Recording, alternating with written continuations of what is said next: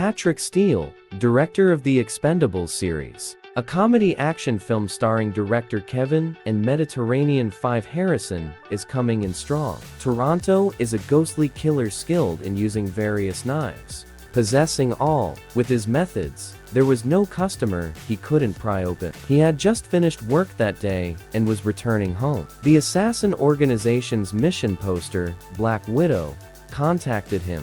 He was given a task that would earn him $200 upon completion. The $10,000 sum was a significant sum for a Toronto resident who had always wanted to retire from the restaurant business and open his own restaurant. The location of the Great Attraction mission is Ononcock 14. Number 65 was surprised to find that the police had already surrounded the area upon arrival. Toronto police officers disguised themselves as officers and sneaked into the scene to search. He checked and found a man's information inside. It turned out that just an hour earlier, a man named Teddy came to vacation with his wife for her birthday, but he misread the contract.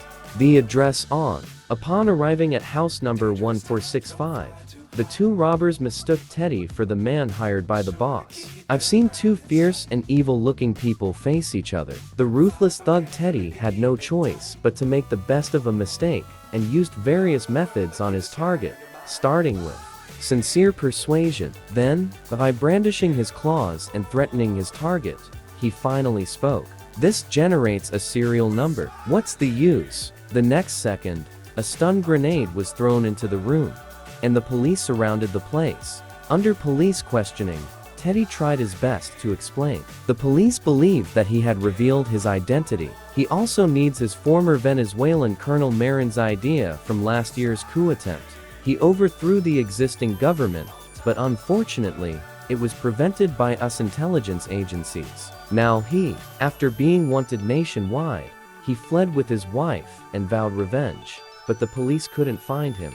He went to Marin himself to handle matters. King never shows his face. He only contacts the assassin. Organization number 1465. The target is Ma Ling. The assassin organization they hired has now found that only Toronto is able to contact Ma Ling. As for Ma Ling, she had already received the photos sent by her subordinates, and considering the life or death situation, Dee agreed to the plan to have Toronto do something according to the agreement. Tomorrow, I'll meet Marin at the museum, so the police will be at the museum the following day. The encirclement and control measures were in place, and Teddy was released to infiltrate, but the person who came to make contact was not Marin. Instead, it was Marin's wife in the car who spoke first. The second task is to go to Puerto Rico and find a man named Colin. The detectives took Clint back to the police station and prepared to follow him in their car. As a result,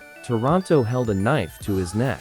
Toronto resident threatens detectives to pass false information to command center. Final police. Fang Pukong, Teddy, and Marlene's wife had already disappeared. They quickly arrived at the airport.